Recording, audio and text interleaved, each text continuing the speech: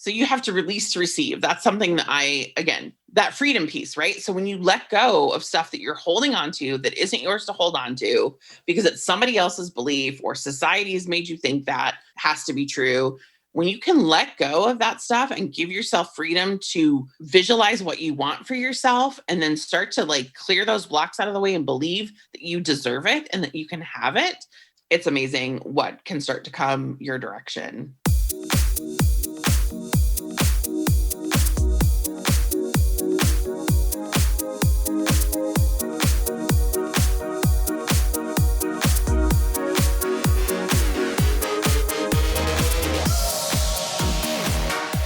This is the Energy Within podcast, all about accessing, nurturing, and building your energy and confidence so you can design your life the way you want. My name is Carrie Jokala. I am your host. I am a Reiki practitioner, a fitness instructor, a wife, a mom to 2 little boys, and this episode is super awesome. I'm still not saying the episode number because at the time that I'm recording this, I have no idea what number it's going to be anymore. So it doesn't matter. It doesn't matter. What matters is that my guest today is Amanda Ferrat. She is an EFT practitioner. And I'm going to let her describe what EFT is. But what's really cool about this is another modality similar to how Reiki works, where it can help you on all levels, emotionally, physically. We can even get into maybe spirituality, whatever kind of issues are bugging you, for lack of a better word. EFT can help you with that. And what's really cool that I learned from Amanda is it's one modality that can have really, really long-lasting effects. She talks about CBT, cognitive, am I saying that right? Cognitive behavioral therapy. I'm not even going to edit that. Which I've never done. I have heard about it, but they say that for as effective as that is, EFT can have even longer lasting positive effects. So it's really cool.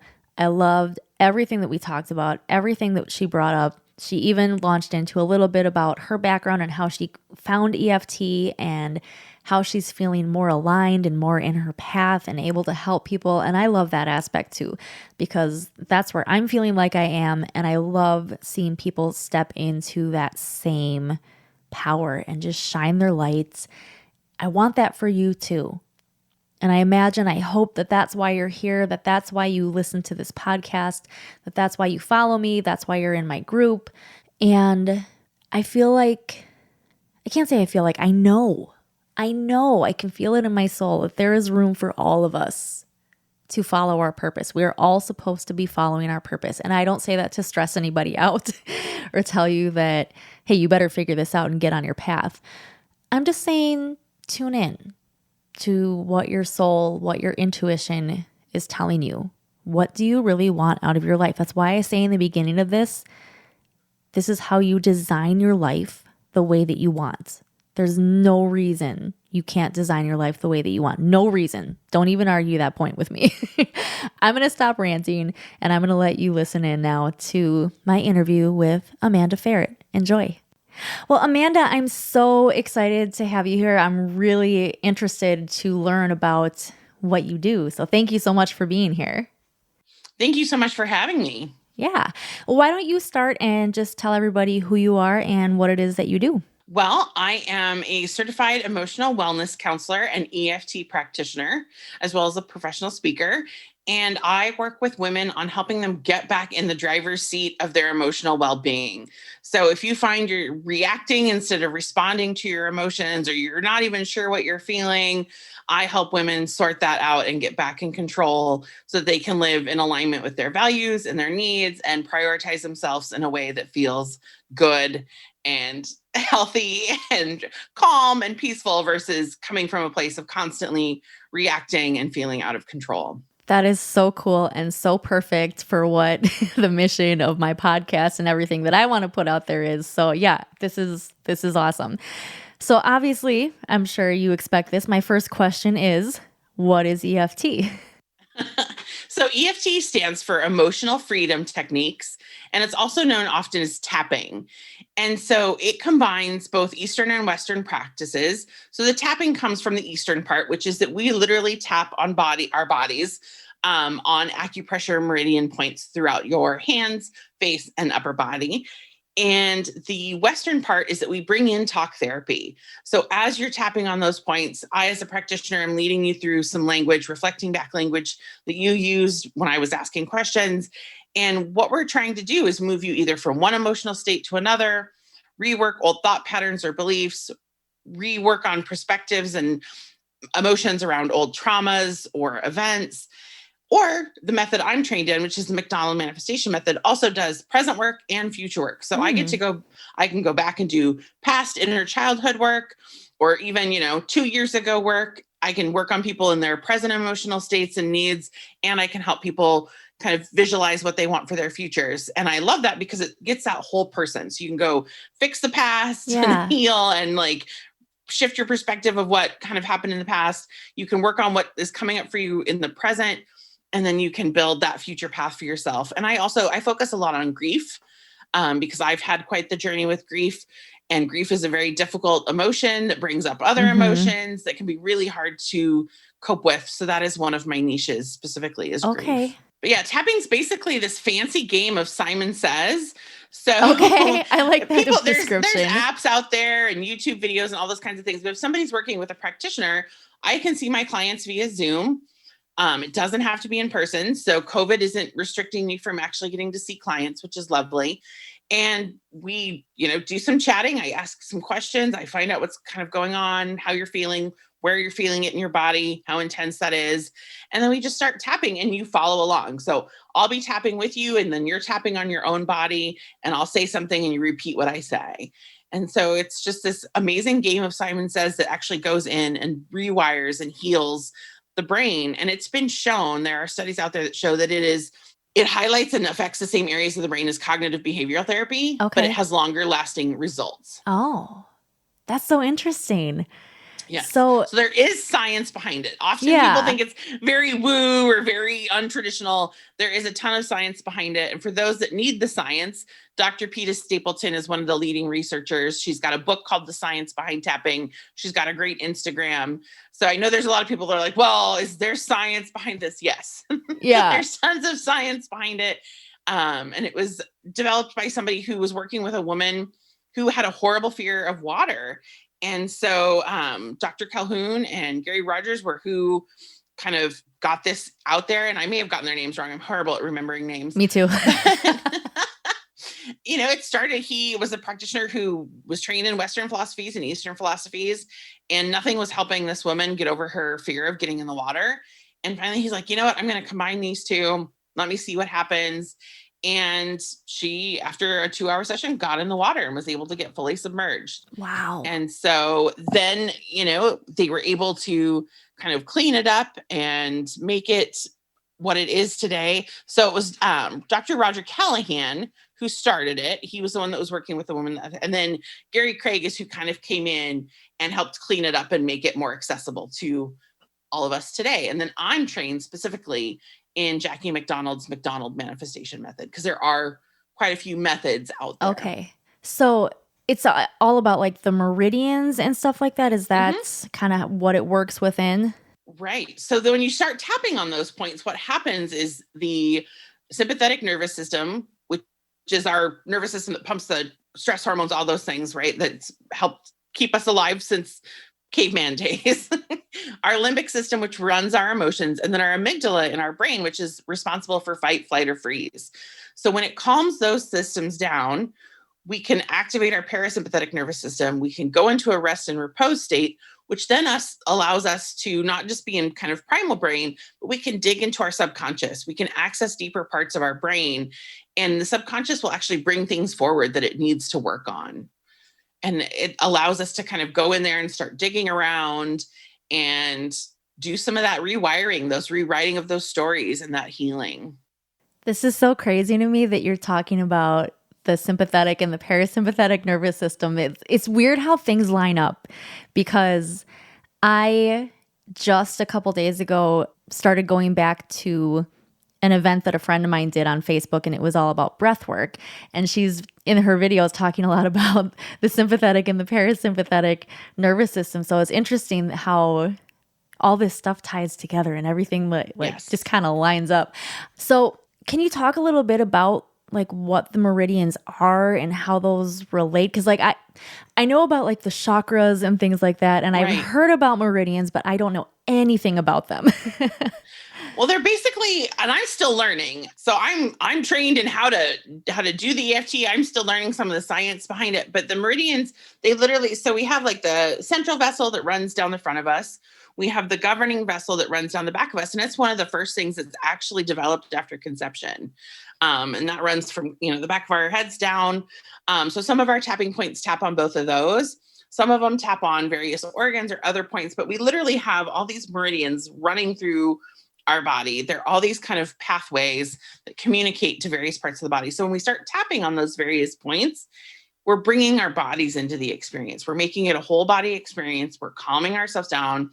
Also, if anybody's ever practiced mindfulness, the more you're in your body and the more mindful you are of being in your body, the calmer you can be, the deeper you can get into your making conscious decisions on having clarity of thought. And breathwork does play in. With my clients, we do deep breathing before we ever get started. We do deep breaths between each round of tapping. Often, if somebody is tapping and having a really good tapping session, and we are kind of hitting on what needs to be hit on, you'll see them start yawning a lot. Yeah. Because they'll start balancing their own oxygen levels and like they're getting calm. And so it does all intertwine and play a part. The cool thing, like I said earlier, is EFT has been shown to have kind of these deeper effects than, everybody knows about cognitive behavioral therapy, right? Like that's one of the most go-to known therapeutic practices out there. And EFT not only is comparable, but has longer lasting effects from the research that they're doing. That's so crazy, because you think about it like, okay, I'm just sitting here tapping on myself and this is going to that initial right. But it's so cool to know, because before we hopped on, I was just kind of trying to look a little bit up about what it is and what's out there. And I'm horrible at remembering statistics too. So even though I just looked at it a few minutes ago, but with people who had PTSD, I saw something about there was a study, and I don't know, a large percentage of them by the end of the practice that they took them through, and by the end of the study, they didn't meet any of the criteria for being labeled as having PTSD anymore, some of these people, which that's incredible to me that it can have that kind of a long-lasting effect. So leading into that, my next question then would be, how do we know where to tap? Obviously, you as a practitioner are going to guide your client, right. But how do you know where to tap and what it relates to? So the side, and I don't have my magical chart pulled up in front of me with my cheat sheet of what corresponds to what, but the side of the hand is what we call the karate chop point. And that's where we always start. That's where we do what we call our setup phrases. So this is where we will start each round of tapping. And then it goes to the top of the head, which is basically if you draw a line from your nose up and your ears up, and where those lines meet would be where you would tap. Then there's the eyebrow point, which is kind of right towards, not directly in the center, but kind of right above where your eyebrows start. Then there's side of the eye, which is just out to the side of the corner of the eye on the temple there. And then under the eye, which is kind of right there on your cheek or sinus bones. Then under the nose, so between the bottom of the nose and the top of the lip. And then chin, so between the bottom of the bottom lip and your chin. And I have a perfect little groove there. And these actually under the nose and the chin are my two favorite spots, because one is the governing vessel and one is the central vessel. Oh. And so I'll sometimes just kind of like, if I've got something that's starting to agitate or, I feel something coming up, I'll just quickly go between those two spots, because I'm activating the back side of me on one, I'm activating the front side of me on the other. And it kind of like brings that in. So then from the chin, we go to collarbone, which is, as it sounds, just right on those collarbones. And then under the arm, which for us ladies is kind of where the bra band meets under our armpits. Under the chest, which can also be awkward for the ladies. But I adapt that point and I do under my sternum. Okay. Make sure I'm under the xiphoid process, and I'll just tap lightly there, because that's for the liver meridian. And then wrist point, which is the long meridian, which I also really like the wrist point because I do have some respiratory stuff. So I like the wrist. So you'll find which points you like. I'm not a fan of under the arm or under the chest, not only because I'm a big girl and I'm big chested, but you just kind of feel like an awkward, funky chicken. Yeah. And it's definitely not flattering when I'm doing it on video. So I usually skip those points.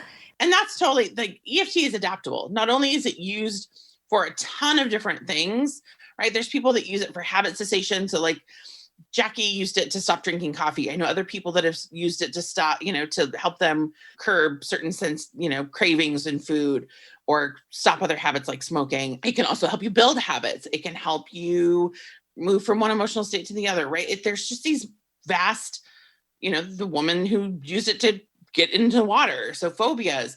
And then it's all about your language and making it work for you. So I tell people, if there's a tapping point that doesn't feel comfortable, don't use that tapping point because the discomfort is going to take away from the effectiveness and you're not going to enjoy or get as much out of it. And then language. So if somebody's following a practitioner, a YouTube video, a live video, an app, whatever, and the language doesn't land, switch the language to land for you because it has to be what matches your needs in that moment of tapping. So that kind of sort of answers what one of my next questions was going to be as far as what you're saying while you're tapping. Is that something that's customizable then when you're doing a session? Yes. You say different things for different people depending on what the issue is? Yes. And so that's why I, as a practitioner, I'll ask questions. I ask, what are you feeling or what's going on for you in this moment? Or what are you wanting to work on? Maybe they'll bring up a memory or they'll bring up a thought. Well, how far back does that go? Or how long have you felt this way? Or do you have an early memory of when that came up? Or if somebody's just in the moment, really freaking mad, we just concentrate on them being really freaking mad and work them down from that. So the first stage is to always kind of figure out what somebody's feeling, where it's living in their body, and how intense it is. And so there's kind of 3 rounds of tapping. And if somebody's intensity is between an 8 and a 10, that's the venting round. And we want to just vent out whatever is going on, that difficult emotion or memory or situation that somebody is struggling with. We want to give it space and acknowledge it, because what that does is that, as I say in my emotional wellness counseling, awareness is the first step. Awareness and acknowledgement, being aware of how you feel, acknowledging that it's there, that it has a job to do, right? That no emotion is negative or positive. They can be difficult. They can make it challenging, but they don't have that connotation of bad or good or positive or negative. They've got a job to do. So tapping allows us to kind of like, all right, you're mad, and mad is serving a purpose right now, but you don't want to feel mad, but mad is here and it's living in your chest or your, throat or wherever. And I like that. Mad is here. I like that. Right. And so, also what tapping does is if we go back and we do inner childhood work and somebody says it was yucky or it was stupid, right? We match that language. Or if we're in present day self and your adult self throws some expletives in there, we use those expletives because that makes it stronger. When you match somebody's language and match where they're at in that situation, what it also can do, which I've seen it do, and it's really fun, is somebody will say something, right? They'll be expressing how they feel about a certain situation, and I'll reflect their exact words back to them, and you'll see them kind of chuckle. And you'll see something else, or you'll see the light bulb click on, or you'll see something happen. And you're just like, and so you finish that round of tapping and then you kind of go back and you're like, so I saw you chuckle, or I saw that. They're like, yeah, now, my subconscious told me that this was actually not how I'm feeling, or that was really ridiculous to think about it this way. Now I can see this perspective. Now I feel this way, or now I understand what was happening.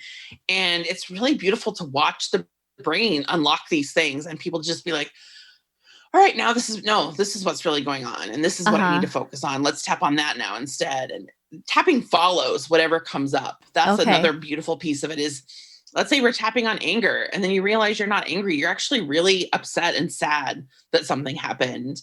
We follow that. And the sadness is now more intense than the anger. We follow that sadness now instead. And so it's not this linear thing that has, first we do part A and then we do part B. Yes, there is that component, but the beautiful part is if you get from A to B and something comes up, you can go back to A. Like you get to follow the emotions or the memories or whatever is going on for the client. And the other beautiful piece, I often get told, oh, I don't want to try tapping, or I tried it once and had horrible dreams that night, or I felt worse the next day. And my response to that is, well, then you didn't have a good practitioner, or you weren't honest with your practitioner. Mm-hmm.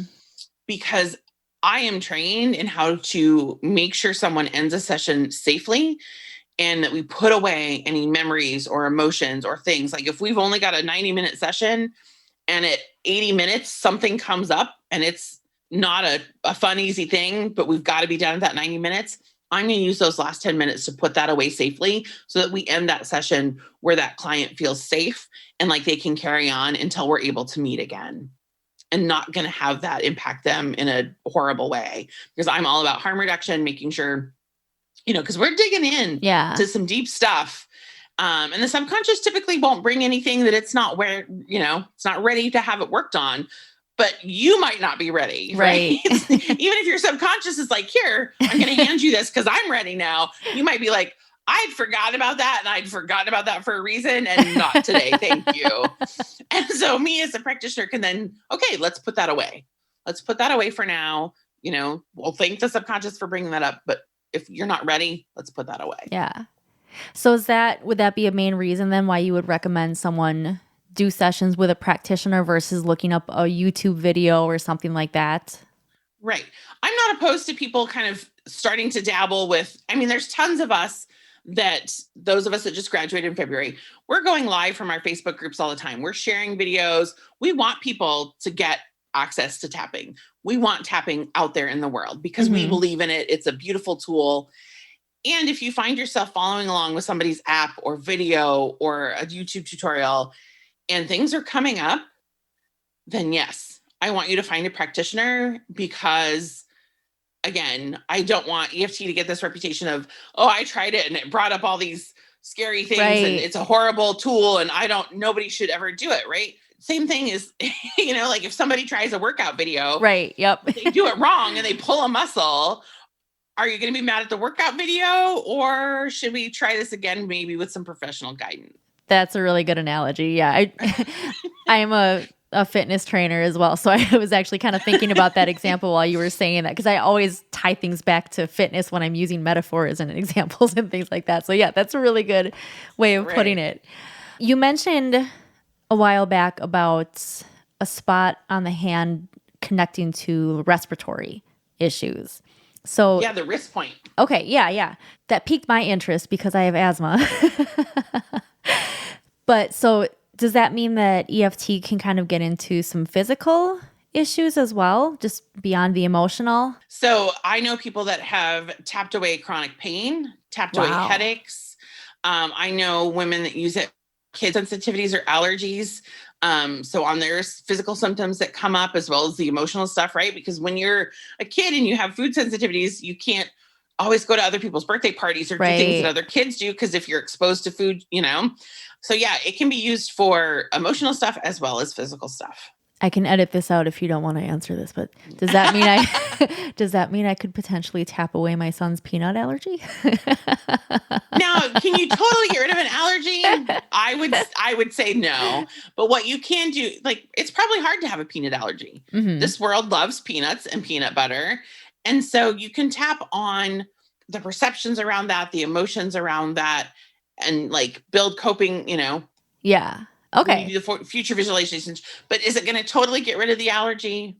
I can't say for sure. I'm not a medical doctor. But a lot of times why it works with pain is because if we've had emotional traumas or other kinds of traumas, our body keeps the score. There's a whole book called The Body Keeps the Score, because our bodies do hold on to emotional pain and trauma. And so that's why tapping will often work with people that suffer chronic pain, is they are literally holding something in their body that is physically manifesting. So that's where tapping can work. Can it cure an allergy? Probably not. But can it help alleviate maybe some of the symptoms or stress or emotional dealings? Yes. And where it can come in and do real big work is when somebody's literally holding some sort of emotional manifestation in their body. Yeah. I think it's becoming more important and almost more mainstream, I guess, for people to finally realize how connected our emotions are to our physical body, and the fact that like you Yes. said, we do hold on to that stuff. It manifests and then it turns into whatever it is that we're feeling physically. So Right. it's nice to have that acknowledgement and be able to go back and put those pieces together. Would you say it's kind of in a way like you're going in and tapping and getting like the energy moving, like by doing that tapping and just kind of like waking things up in a way? Yes. Part of it is definitely getting energy moving, again, you're going in and you're doing work on the brain and pulling in the tapping or in the talk therapy. And then the tapping is kind of bringing in that body. So we're doing body and mind work. So yes, energy is moving, shifting, changing, especially as you're going in and like reworking perspectives around inner childhood work or memories or traumas, especially old thought patterns. And especially for us women, right? We've had society tell us all these things that we're supposed to believe about being a woman or being ourselves or showing up fully as ourselves, which is why I'm motivated to work with women, is because we've just put up with so much BS that we need to break through. It's really a beautiful tool to kind of rework any of that stuff that we just are letting kind of either hold the pain in our bodies or hold those emotions in our bodies or kind of hold ourselves hostage, right? To like these old ways of being. We can clear that out and start to like, that's why freedom is part of the name. It's called emotional freedom techniques because we literally are giving ourselves freedom from what our emotions can do when we don't honor them correctly. I love that. So, talk to me about the manifestation side of it. I'm really interested in that because I love manifestation and the law of attraction and all of that stuff. So, how does that tie in with tapping? It's just, again, it's about getting out of our own ways. So I often won't even use the word manifestation, right? Because I'm super cognizant of like spiritual bypass and all that kind of stuff. But what it really does is it prepares you for receptivity. So you have to release to receive. That's something that that freedom piece, right? So when you let go of stuff that you're holding on to that isn't yours to hold on to because it's somebody else's belief or society has made you think that has to be true, when you can let go of that stuff and give yourself freedom to visualize what you want for yourself and then start to like clear those blocks out of the way and believe that you deserve it and that you can have it if you, do what you need to do to get there, because we are really good at getting in our own ways. Oh, yeah. Really good at getting in our own ways. And so when we can clear those blocks and open up that receptivity, it's amazing what can start to come your direction. That's so cool. And I think I found what your image quote is going to be for your interview. You have to release to receive. I love that. That's so important. I think a lot of people's issues, with the whole law of attraction and manifestation idea can sometimes come from this place where like they're not doing any of the work to get rid of what they're holding on to. They're just looking at the side of it like, okay, I just have to think this and it's going to come to me. And it's like, well, that's not really how this works. Like no matter what angle or level or spiritual or whatever you're looking at it through, it still goes back to the basis of you got to get rid of some stuff and let go of what you're holding on to before you've got room for what you're looking for. And when we do future self work, we bring in visualization. So we'll figure out what the blocks are, right? We'll tap on those. We'll get either the emotions or the thoughts or beliefs out of the way, right? That are kind of getting in the way. And then we can start to do some visualization. And if anybody's ever done a vision board or thing, there's power to those things. And, the end phase of a round of tapping, if you get there, is affirmations and bringing it. So like we go from venting it out to introducing possibility to affirmations. So you're moving from this, like, this is the crappy, cruddy, yucky stuff that's going on. Okay, let's give it some space. And then, okay, this is where I'm starting to want to be. I'm curious about what it's going to take to let it go, or like what it's trying to tell me. And then you work through that. And then you're like, all right, what are my I am statements? What am I ready to believe? What am I ready to let go of? What am I choosing instead?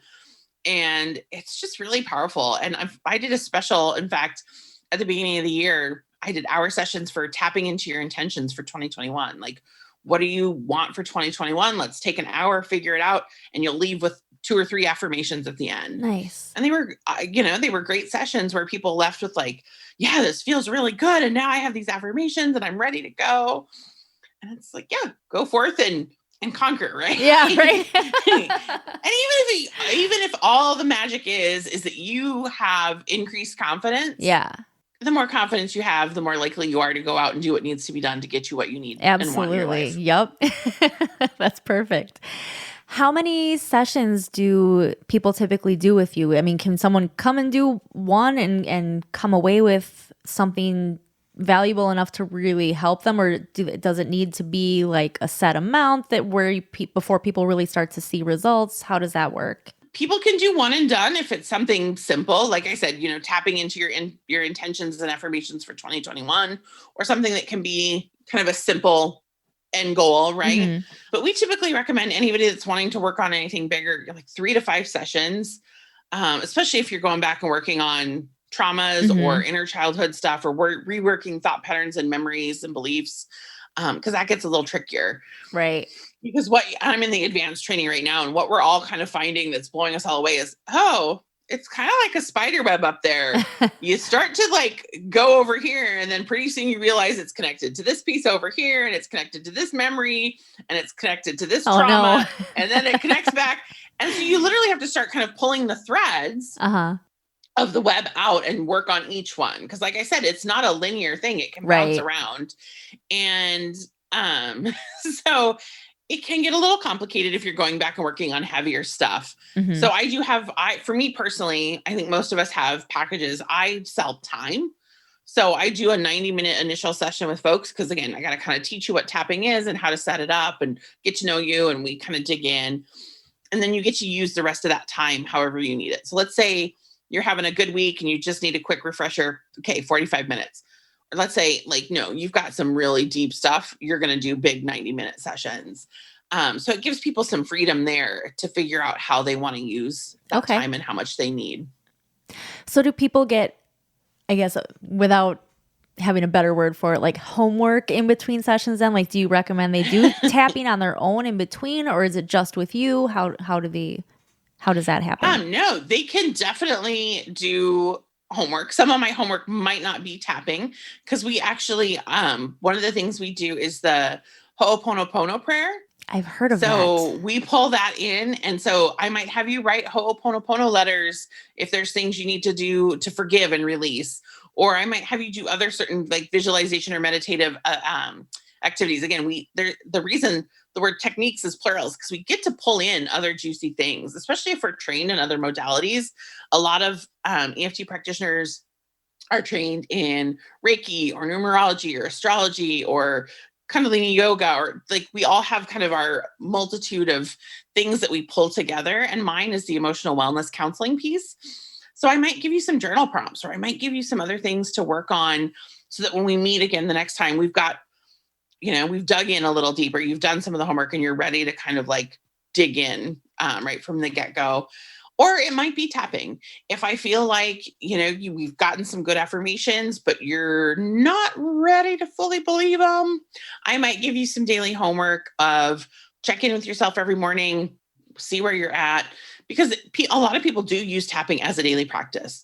They will get up in the morning, they'll check in with how they're feeling. Maybe they're great and they just want to confirm that. They can go right into affirmations. Or maybe they wake up and they're not having a good morning and they are anxious about something they've got coming up that day. They can tap through that anxiety and get themselves to a place of calm and confidence. So there's a ton of us that use that as a daily practice. But with clients, I think I'm very intuitive. So I really work with my clients where they're at and with what they need. And like I said, I'm also a very proud grad school dropout. I was working on getting my master's of social work. Oh. And I am way happier that I am an EFT practitioner and emotional wellness counselor, because I'm my own boss and I get to make my rules, and I don't have to put up with the BS red tape of nonprofits or other agencies telling me how I get to help people. Because I never did very well with that. And I get to do things that actually help people without somebody else telling me, oh, insurance won't pay for that, so you don't get to do that. Right. And also, I fully believe in tapping so much because of not only what it's done for my own healing and my work, but what I've seen it do in 10 minutes into a session with folks.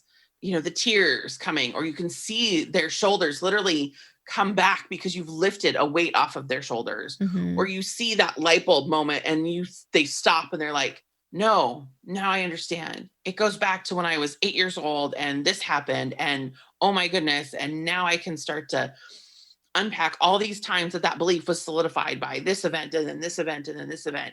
And Dr. Peta Stapleton talks about that in her book, right? Like, so we've got the tabletop and we might be tapping on this tabletop. So it's a kind of a global issue, but we might then realize that there's all these legs to the table. So that memory at 4 years old, that was the first time you were told to believe something. And then when it happened again at 8 years old, and maybe again at 10 or whatever. And so what tapping does is it starts to take those table legs away. And then the more table legs you take away, pretty soon the tabletop doesn't stand a chance anymore. And so that's part of why I love this, is because then, so a client's going to come in and they're probably going to come in with a tabletop issue. And then it's my job as a practitioner to start digging and find out what those table legs are and help them understand what those are. And then we get to take those legs off the table and make that table go away. And so that kind of determines, however big somebody's table is and however many table legs it's got, that kind of determines what the work looks like. Okay. But it's kind of the best metaphor for it. I love that. And I love that part of your story that you're following more of your path just from a personal standpoint. I really love that. And I love seeing people step into that, especially nowadays. I think we need more of that. If something doesn't align with you, just tune in and listen to what your soul is asking you for, and go do the thing that lights you up. And that's really going to help people. So I feel called to say thank you for doing what you do and for following your path so that you're helping the people who really need you. So thank you. Yeah. It was not an easy path, right? I'm sure it wasn't. Me a couple of years. Yeah. It took me almost 2.5 years till I found tapping. Grad school had blown up. My life had kind of imploded, and I thankfully had the financial means to kind of take a break, because I absolutely had to. I wasn't taking care of myself. I had multiple losses while trying to go to grad school. And so I'd come home for a death, deal with whatever, and go right back to grad school. And that doesn't serve you when you aren't, like, grief needs to be honored. It needs space. Right. Emotions need to be honored. Mine weren't. So it was manifesting physically. I was like, okay, I can literally feel my body physically deteriorating. And I was exercising. I was eating healthy. I was doing all the quote unquote right things. Right. And I could feel my body still deteriorating because I wasn't doing the emotional health piece. I wasn't doing the mental health piece. I was doing all the right physical health stuff, but I wasn't doing the mental or emotional health stuff, because I was in grad school and I was learning how to take care of everybody else's mental and emotional health. I didn't have space for my own, and it imploded in January of 2018. And I had to take a step back. And at first I thought it was just going to be a break. And then it was like, no, grad school is a privilege. And it's also super oppressive when you're in a master's of social work program in some ways. And I was just like, I've already got about $50,000 worth of debt. It would take me another $30,000 to finish this. Do I want to do that? Nope, I don't. And so I continued on my healing journey and was like, okay, with the experience and stuff I have, I can be an emotional wellness coach. And then I found tapping, and I found a wellness counseling certification program, signed up for both of them. And yeah, like you said, I'm finally on my path, and it feels amazing. And I'm getting to help folks in a way that feels aligned, instead of burning out every day at a horrible social work job that would have probably taken years off of my life. And I love my social workers. I love the world of social work. It just wasn't meant for me. I was meant, I'm an entrepreneurial soul like my dad was, and I am going to get to be a ripple in the pond in a different and a better way, I think, doing this than I ever would have as a social worker. I like that you mentioned about, I don't mean that I like that it happened to you, but I like that you mentioned about how, you felt like you were doing all the right things physically with, working out, eating healthy, all that stuff, taking care of yourself that way. But without doing the emotional work, things were still falling apart. So I was just talking about that with somebody else the other day. And that's why part of my mission is I have like the Reiki and the fitness together. And I don't feel like they can be separated. Like they're both something that Right. I do because that's my path of helping people take care of their whole selves. If Right. you can do all the work in one area and that's great. But if one other area is falling apart between that mental, Right. physical, spiritual, all of that, well, you're still not going to see the progress. You're still going to feel stuck or feel like, things are falling apart because you're not Right. dealing with this thing over here, Right. It's kind of like, since we like analogies and metaphors. So let's say you have a car and you vacuum out the interior and you take it to the car wash every 2 weeks. So it always looks great, but you forget to change the oil and you don't Yeah. ever change the oil. Yep. Right. Eventually the engine's going to blow up. And so, you can wash the car until you can see your reflection on every inch of it. But if you're not taking care of the engine, yeah. And our emotions are our engine. They really are. And I think a lot of times here, especially in our culture in the US, that terrifies people. Mm-hmm. That absolutely terrifies people. And that's part of my mission and my movement is to destigmatize that. Emotions are okay. Yeah. Emotions are healthy. They are not good or bad, positive or negative. Yep. They are necessary. They are needed. They are perfect little messengers. They can be difficult. They can be pains in the butt, but we need them. And if we don't honor and acknowledge and become aware of them and kind of make friends with them, like that's part of my teaching is like, let's learn how to make friends with our emotions, because once you make friends with them, you can decide to be in charge. Yeah. You can be that bossy friend that says, no, anger, you don't get this space today. Like, thank you for, I get why you're mad about whatever. I'm going to deal with it this way. And this is where I'm going. Yeah. Going back to what you said before, mad is here. So right. Let's deal with it. Right. And, I don't know if anybody's seen Inside Out is a great example. It's actually a movie that we were supposed to watch as part of our training because it shows how our brain kind of puts things away with emotions and memories and ties those together. Right. And joy is so hyper-focused on not letting sadness be a part of, I can't remember the girl's name, but they don't want sadness to be a part of her experience or her memories. And then it kind of, the movie shows, no, sadness plays a role. Like all of our emotions are valid. So yeah, I absolutely love the movie Inside Out because it does honor, there's actually 7 universal emotions that go across all cultures, all ethnicities, etc. But they honor at least the 5 in that movie. And it's a beautiful example of why we need our emotions. They have a purpose and they all deserve a chance at the helm, but we then get to decide, this is how I'm going to respond. Mm-hmm. This has been so awesome. I've loved everything about this conversation.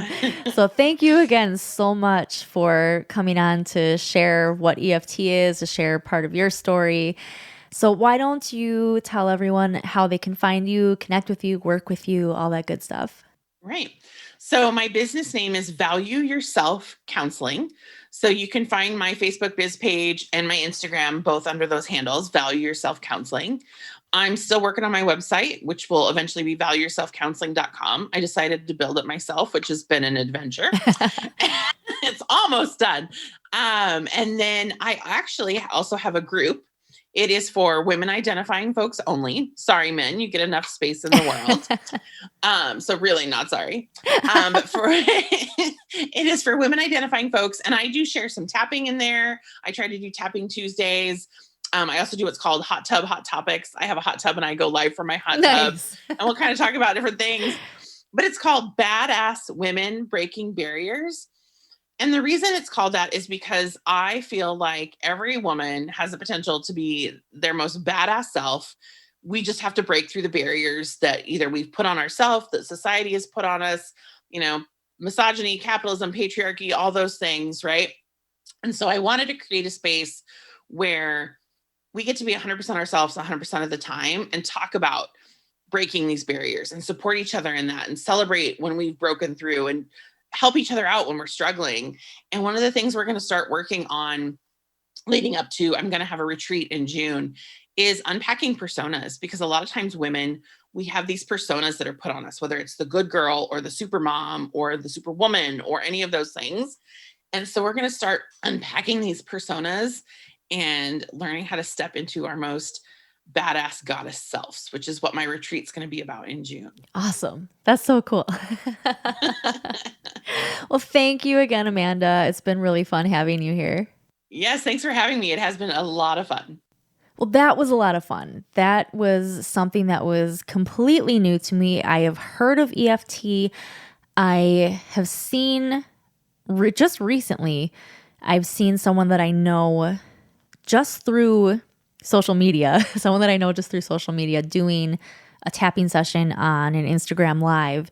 And I was only able to look at it for a couple of minutes before I had to go off and do something else. But I was really intrigued by it. And looking through the list of all the interviews that I have coming up, I remembered that I had someone who happened to be Amanda who does EFT. So I'm really happy to have had her on the podcast. I think it's so cool how all of this is combined with both the Eastern and the Western ideas, the physical tapping, getting into the meridians and the energy of the body and the emotions, but also bringing in the affirmations and the talk therapy and the things like that. I think it's important to note that anytime we get into something that deals with our energies, that it works on all levels. So the same way that Reiki can work spiritually, emotionally, mentally, and physically, we're finding now the same with EFT. So it's not just emotions, it can deal with physical manifestations as well. And like we talked about, it's important to note that whatever we're feeling emotionally can and does manifest physically. You feel stress when you're stressed. You feel that somewhere in your body, whether it's your shoulders, your back, your stomach, whatever physically gets tense for you. But then emotionally, you're also stressed. We label them the same, but they are manifesting emotionally and physically. And if it's true for one thing like stress, it's true for everything else. So I encourage you, if this is something that interests you, that you think would help you, please reach out to Amanda, set up a session with her, and see where that journey can take you with her. Go ahead and jump into her group and check out that retreat that she has coming up later this year. Of course, I invite you to also jump into my group as well if you're not already in there. It is also called The Energy Within.